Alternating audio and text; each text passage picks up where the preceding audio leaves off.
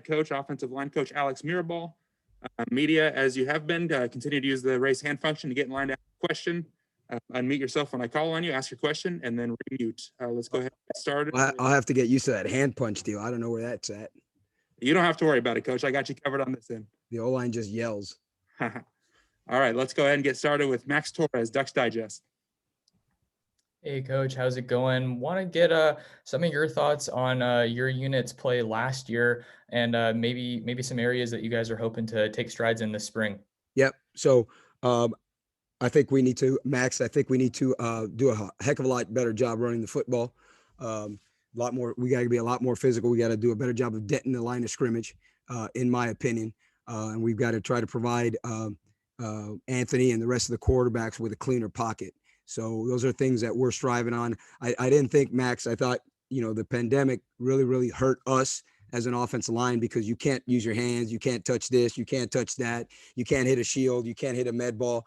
You can't do all that stuff. And I understood why we weren't doing it, but I also knew that it was going to end up coming and biting us in the tail at some point. And I could see it when I watched film during the year, and I could see it when we watched the cut-ups after the year, that was a big deal.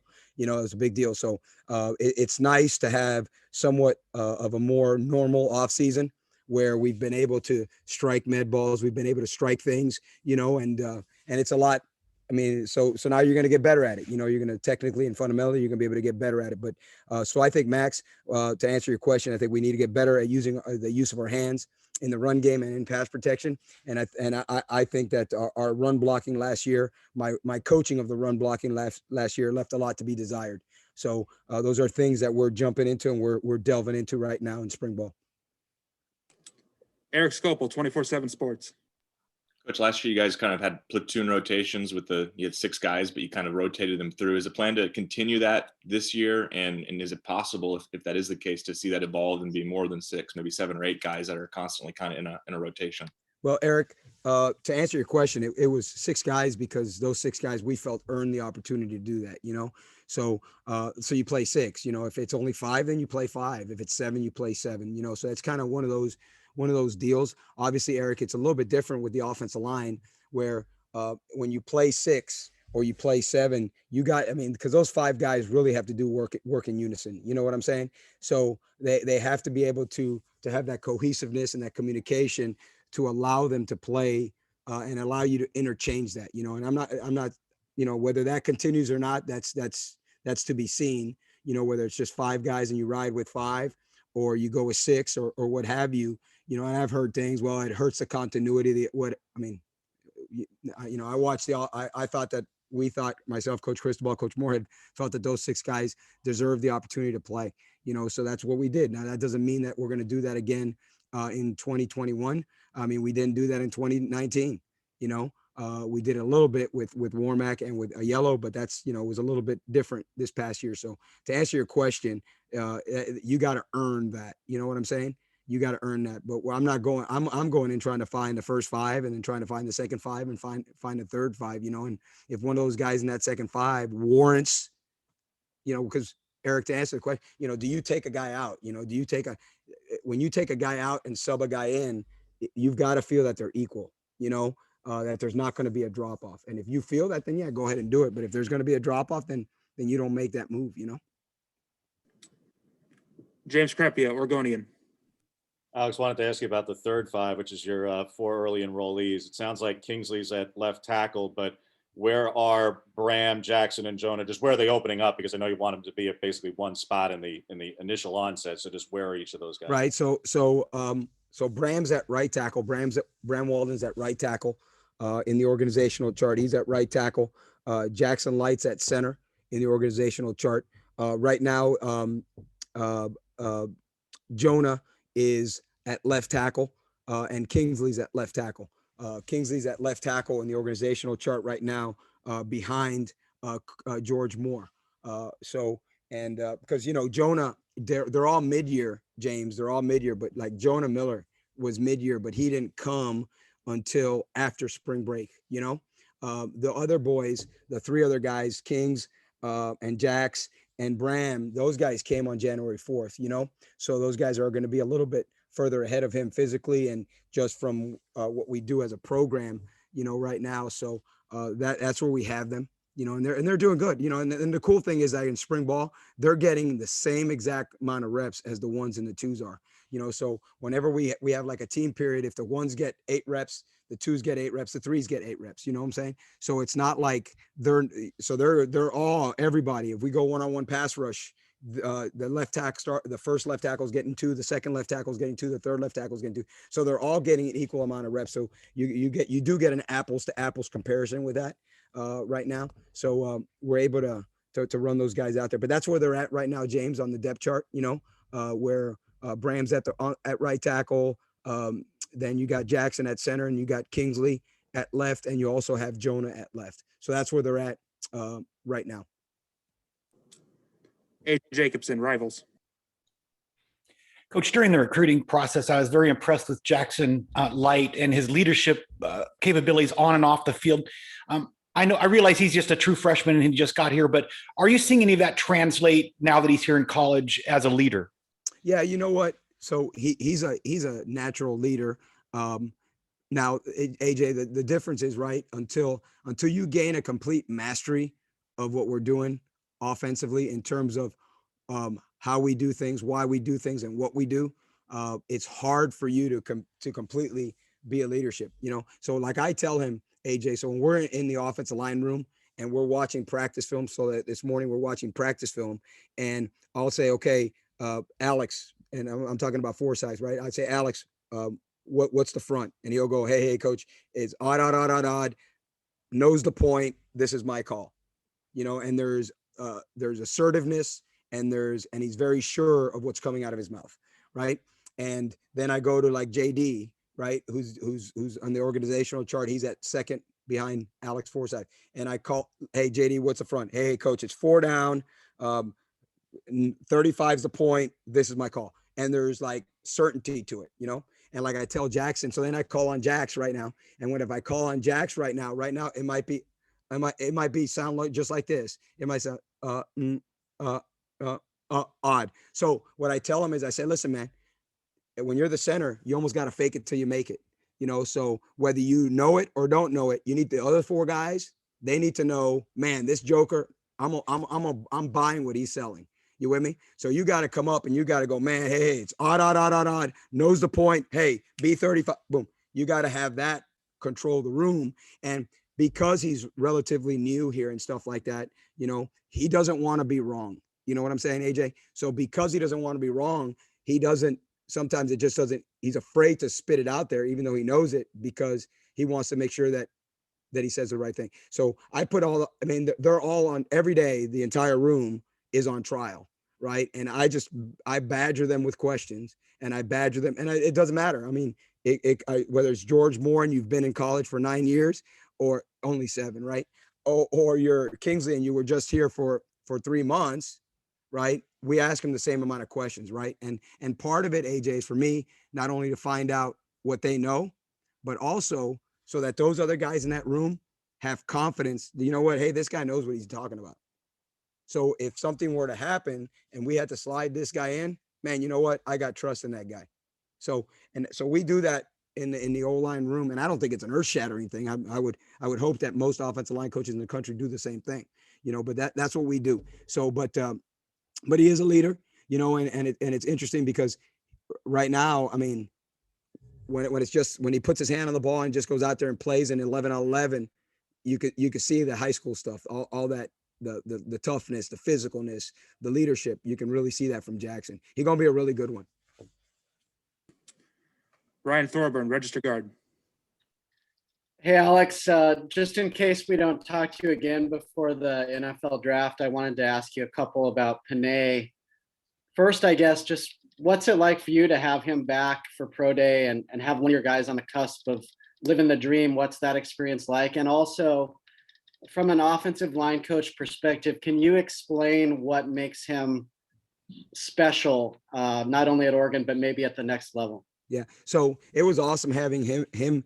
It was awesome having Panay and Arlene and Gabe back on campus, because you get we haven't seen anybody, we literally haven't seen anybody. So it's nice to be able to see people. We saw, heck, I saw our team chaplain today for the first time in a year, and just be able to fist bump him, just that interaction with people. So it was really, really good to have him back. And, initially I was like, man, I wish, it was one of those deals, man, of, you look at him, and then you look at Thomas Graham, and you look at Javon, and you look at Brady, and you're like, man, those are 4 guys right there. You got 2 or 3 of them that could go in the first round. You got another one. I think Brady Bree's going to play for a long time in the NFL, in my opinion. So you start thinking what coulda, shoulda, woulda, kind of deal there. But I don't blame Panay for. I don't blame him and his family for making the decision that they made. Not in one bit. Not after the season started and stopped and started and stopped and all that stuff, right? But it was great having him back. Great having him back. He's got a tremendous spirit about him. And so I missed that part of it, and he's just, he's the best offensive lineman in the country. I don't care what anybody says, am I biased? Yeah, I'm biased, but I'm biased not because he played for us at Oregon. I'm biased because I got to see him every day, and I felt the same way last year about Justin Herbert. Was I biased because he played for us? Yes, but I was really biased because I got to see Herbert every day. Every day I got to see Herbert, where I got to see Sewell every day, so I know what his greatness is. And to answer your question, Ryan, you're talking about a guy who's got tremendous, his power and his hips are unbelievable. And then he's got, what elevates him from a great player to an elite player is he's got a sixth sense. He sees things, he feels things that others can't, and I've said that before. He just does, and it's ever since he was a true freshman, and go back to the Stanford game, and I've used this Stanford game, and we're down there towards the students, and we're on the 25-yard line. We run an end around to red, and he goes in there, and he's supposed to knock the 3 technique over and go to the backside backer. Well, there's no 3 technique, and I'm like, oh my gosh, what's going to happen now? And they bring a cross blitz. He takes the first linebacker and tosses him, takes a second linebacker and runs him through the end zone. And when I asked him on the sideline, I said, hey man, how'd you see that? He goes, Coach, I just did. It's just one of those deals, which is what makes him what he is. And someone's going to be really, really lucky when they get him, it's crazy because NFL draft comes out, and all these scouts and teams want to do is look at guys' shortcomings instead of what they put on tape. And I would trust what they put on tape, because if not, Justin Herbert's going to happen all over again for all those teams that bypass him, that bypass Justin. And I believe the same thing with Panay. I believe that him and Trevor Lawrence are the best players in the country, hands down. And then you can fight for whoever you want third, and I don't care if you need a quarterback, you better take a darn left tackle who's going to protect him. And so that's how I feel about him. I'm adamant about him. But I was able to experience. I had a behind the scenes, right? And I know in that 2019, we had all those great offensive linemen with Throck and Warmack and Aiello and Hanson and Lemieux. And on game day, it was Sewell's team. It was Sewell's team, and they knew it and they respected it. So that's what I feel about him. I think he's unbelievable, phenomenal, and I think whatever team offensive line coach takes him is going to be blessed. Max Torres, Ducks Digest. Alex, we were talking to Mario the other day. He was talking about how George Moore hadn't played a ton of ball before getting JUCO, and now he's kind of settling in with such a talented young group of these freshmen on campus now. What are you going to have to see from them to, maybe get some pretty significant playing time this season? Well, it's actually, they've got to put it on film. They got to put it on film. And at the end of the day, when a kid puts it on film, the other players see it too.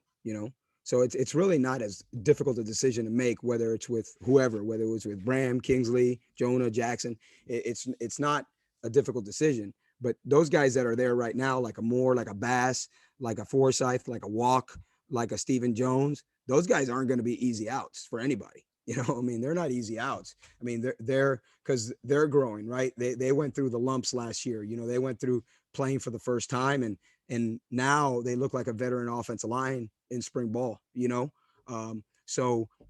at the same time that they're doing that, George Moore is helping Kingsley more than anybody, Stephen Jones is helping Kingsley more than anybody. Those guys are helping those guys. They know their job, their legacy is to help those guys continue the tradition of offensive line play at the University of Oregon.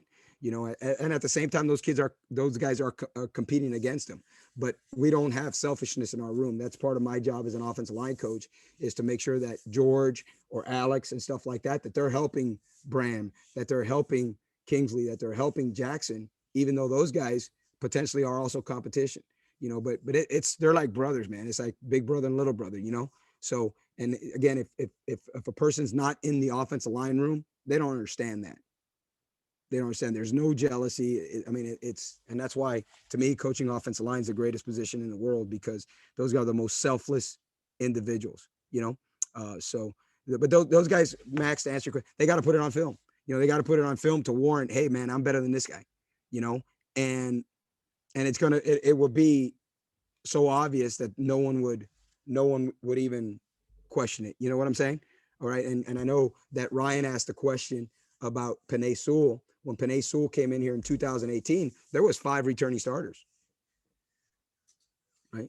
Those guys, you know, you might think, oh man, you know, how are we going to break this news? They were like, yeah, coach. Yeah, I see it on film, you know? So it's when it's like that, it makes it easy, you know? Got 2 more for you, coach. Let's go to Scopel 24/7. Coach, I wanted to ask you, just the comparisons between Penei and Kingsley are probably, there's kind of some notable ones there in terms of recruiting, ranking, position they're playing, where they come from. Is that fair at the same age to compare those two? No, I don't think it's fair at all. I think everybody's different. I really do believe that, you know, you know, and I think it's not fair. I mean, it's not fair, you know, it's not fair. And just because, I mean, I really believe, and I'm not saying Kingsley's not going to be that. That's not what I'm saying, but Penei is a generational guy now. I mean, to me, he's a generational guy, and that's something that Kings is obviously going to work to try to become like that, you know, but I don't think it's fair to Kingsley, you know, and I know it's a natural comparison because they're from the same, you know, they're basically family, you know, and, you know, Kingsley played with Noah and stuff like that, but I don't think that that's a fair assessment you know, I think that I hope that Kingsley becomes the best version of himself and doesn't become the next Penei Sewell.